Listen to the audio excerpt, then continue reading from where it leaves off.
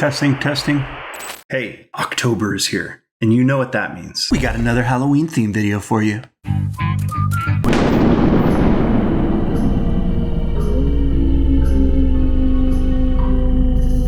Hey everybody, I'm Scott Flanders. I'm an artist and an educator, and I specialize in character design, creature design, and world building. Today, I'm going to share my process for creating an illustration called the Stygian Warlock. Thanks for being here. Now let's do this. Cut. The Warlock I'm going to be creating today was originally created for my friend Spiridon's book, Codex Obscurus, an artistic celebration of witchcraft, wizardry, and those who practice the dark arts. As soon as I saw the project theme for Codex Obscurus, I immediately thought of a handful of scenes and images from pop culture. First one was the Sorcerer's Apprentice with Mickey Mouse from the original Fantasia. Second was Gandalf from the 1977 Rankin Bass animated version of The Hobbit. Third, the Wizard's Duel scene from Disney's animated The Sword and the Stone. And fourth was this painting called The Sorcerer by Frank Frazetta. I wanted to channel some of those kind of vibes. And so a description began to develop in my mind. A warlock, an ancient warlock. But from where? From Stygia. The word Stygia refers to the river Styx of the underworld of Greek mythology, and which was borrowed to classify a genus of moths as well as a species of owl. Most notably, the word was used by legendary pulp author Robert E. Howard. So I knew straight away that's what I wanted to do. Something over the top, Howardian, and more than a little bit metal. Yow! I had some reference, I'd done a bit of drawing, and then I usually like to do some writing to help set the tone for my design work. In general, it increases hype and gets me more invested in the creation of the image.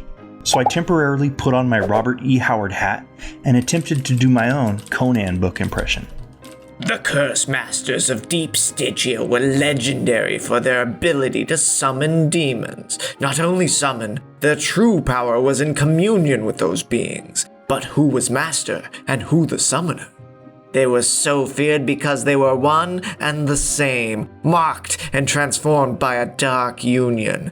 Kaisar Ghul, lorekeeper of Stygia. Yeah, that sounds sick. All right, so I'm ready to roll. I've got my concept or theme.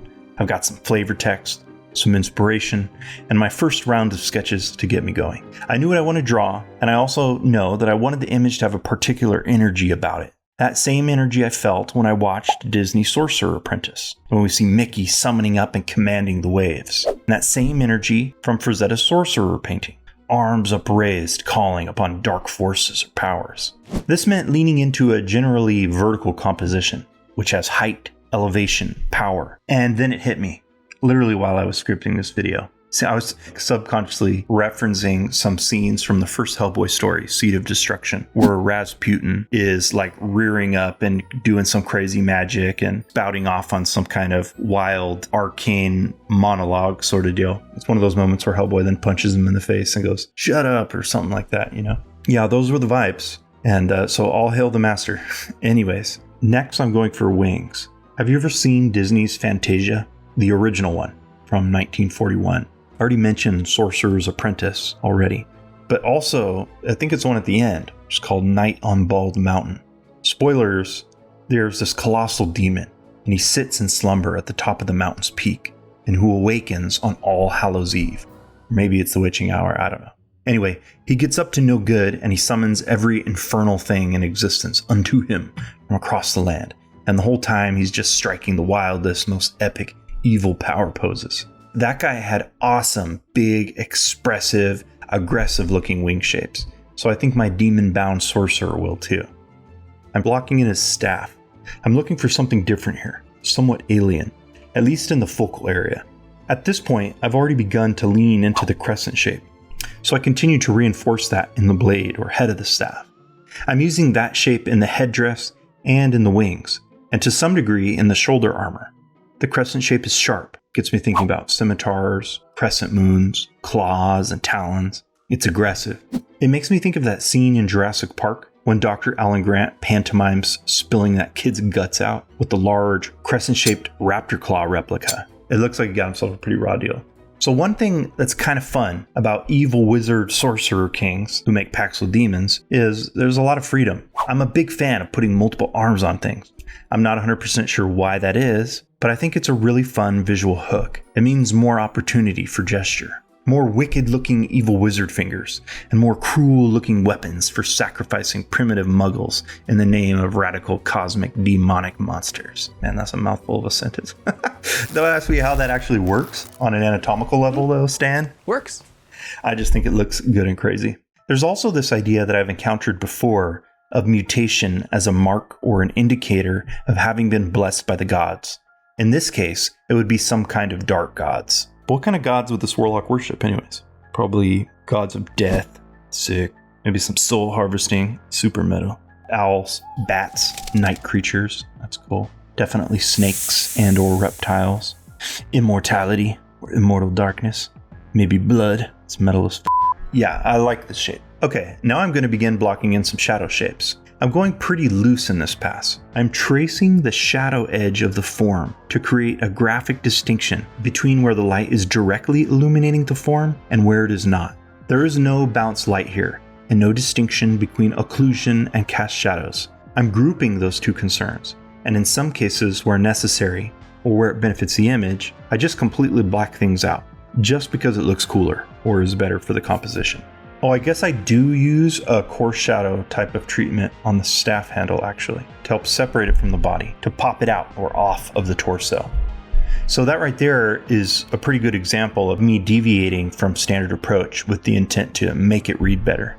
Cool. Okay, we got it. So we know he's going to have multiple arms, probably feathers or some kind of headdress. But why a headdress? Well, for me, that's referencing Paleolithic cultures and Stone Age warrior or hunting cultures, shamanism. There's something earthy about wearing feathers. I'm thinking about Native American headdresses, Aztecs and Mayan priests, hunters from Papua New Guinea, stuff like that. The raptor, eagle, hawk, falcon. There's been a symbol of power, freedom, and royalty for a long time. So it makes sense to me that this guy might be wearing some kind of ceremonial headdress, probably adorned with owl feathers or vulture feathers, something along those lines. I also know he's going to have a skull face. I try a few different things with the teeth, but ultimately I decide to keep it simpler. Instead of fangs or tusks, I opt for more human dentition, and I think that makes it more unsettling. Now it's crazy venom tongue time. To me, nothing says crazy like sticking your tongue out at the world and slurping on somebody. It's hardcore and yuck. Now, this isn't just some regular old symbiote tongue. Again, I'm after something slightly alien here, so I'm thinking about squid and octopus tentacles. They're more articulate than a tongue, more dexterous. Cool. I like that. It's almost like something is erupting out of his mouth. Some eldritch Cthulhu symbiote parasite action, which is gross and cool. Now for another hand. There's a little bit of a come at me bro / my god, why hast thou forsaken me kind of a vibe. With some extremely overgrown fingernails, like that Indian man that didn't cut his nails for 66 years or something, or like guitar players, Spanish guitar players that always got crazy long nails. But I think I'm really referencing the hands of the witch from Kevin Costner's Robin Hood, Prince of Thieves. It was from the 90s. It was one of my favorite movies when I was a kid. She was one creepy looking lady. Hello, fellow artists. Do you like coming up with good ideas and want to put them to paper? My name is Dr. Scott Flanders, but I'm not really a doctor. And I know a thing or two about bringing wild ideas to life. All you have to do is join me in the Monster Lab. I'll teach you how to grab hold of your innovative ideas, designing characters from start to finish. So head on down to the lab. You can find it at proko.com/monsterlab. Me and my monsters will be waiting. I make some adjustments to the wings, being sure to flip the canvas every 3 seconds. Oh, that's embarrassing. I'm attempting to capture the right level of impressionism and aggression in the shapes, but also clarity. Okay, now time for a moon. The moon is a classic symbol of sacrificial horror themes. Probably because ancient humans were always doing their creepy shit while everybody else was asleep, so nobody would judge them. I work on the leg area a little bit, but not much. I like this columnar look. It's simple, like he's standing at a podium or an altar, and it's reinforcing that dynamic tension I'm after between impressionism and graphic clarity. I adjust the scale, imposing on my arms. Yeah, that's better. And while I'm at it, I decide to add another. This dude's got arms for days, 3 on one side of his body and 2 on the other. And I like that because it introduces some more asymmetry in a way that satisfies me. A genuine demonic blessing would never result in symmetrical mutations, at least to my mind. What am I doing with the extra arms? More specifically, what am I doing with the extra hands? Probably props. Yeah, for sure some props. Maybe sacrificial shrunken head dealy. That could be cool. Maybe a sickle, which could come in handy when I'm collecting sacrificial heads to be shrunk. Yeah, give a little love to these poor bodiless fellas. I want to keep it feeling loose and expressive, not labored over. Even if it is, it's a feeling I'm after. Now some bracers or gauntlets. These are a simple way to hint at more ceremonial attire, wealth and status, because I'm kind of limited in real estate for showing off armor and clothing in this image, based on the way I have the character posed. But the bracers are one place I can allude to greater sophistication or complexity in his attire. I'm going to pop that bicep out a bit, refine that shape. Okay, now a weapon for this hand here. Maybe some kind of ceremonial knife? Nah, I don't really like the way it's interacting with the arm beneath it. What about that sickle idea from earlier? But I'll have him holding it upside down, like a gangsta. Interesting. I don't think I've seen that too much, and I like it. Yeah, it works. I refine the blade shape, cutting into the tip to make it feel a little more wicked. But hey, I'd like to call something out here. Do you see the pencil texture showing through right now while I've been working? It's at low opacity. Well, I've decided to leave it in as an experiment. It creates some more movement in the image. The lines all have a spidery, creepy quality that I think is adding something. I don't always do this, but in this case, I'm treating it as an experiment. Now I'd like to push on my staff weapon shape a bit. It's just a little too generic at the moment. Remember, I mentioned I was interested in capturing an alien feeling in the character, and some of that refers to his culture, I think. I'm thinking he's a very ancient being, as Robert E. Howard might put it, pre-Atlantean in his origin. So any direct historical, cultural analog wouldn't be quite right. You might notice that after I cut back on most of that wizard dress, that I left a few fragments behind. Well, I end up doing that kind of thing on purpose pretty regularly. I think it is a way of lending an increased impression of energy and spontaneity to the mark making. It's like the wood chips left on the floor of a workshop. Still haven't hit this head quite right. Lord have mercy on me. It can't be more detailed than the Warlock skull face, you know? Because it's a secondary focal area in the image. It's not as important as some of the other parts, such as the sickle, head of the staff, and the outstretched claw hand. Maybe some infernal energy flowing out of the severed head. I spent some time on this idea only to change my mind at the end and to scrap it. It's just drawing too much attention to itself. Adding a furrow to the brow. Being beheaded is disappointing after all. I refined the profile on the far side of the severed head, and that looks pretty cool. A little more work on this stinking thing.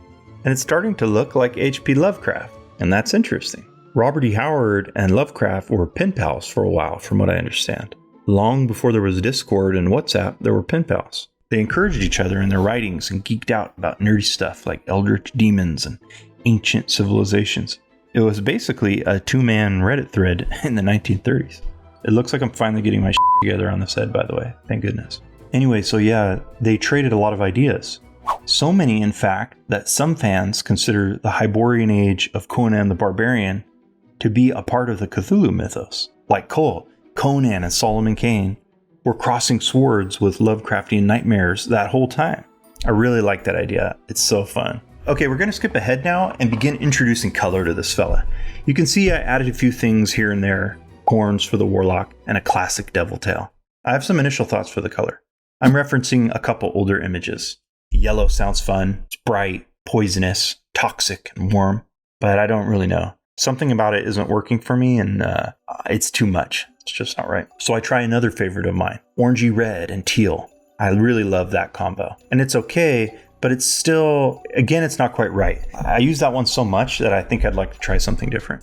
I'm back to using my trusty selective color adjustment layer. This is my go-to approach for bringing color into my shape-driven work. It feels like a screen print. I really like the look a lot. It feels like something that could go on a skateboard or a t-shirt, and I love that.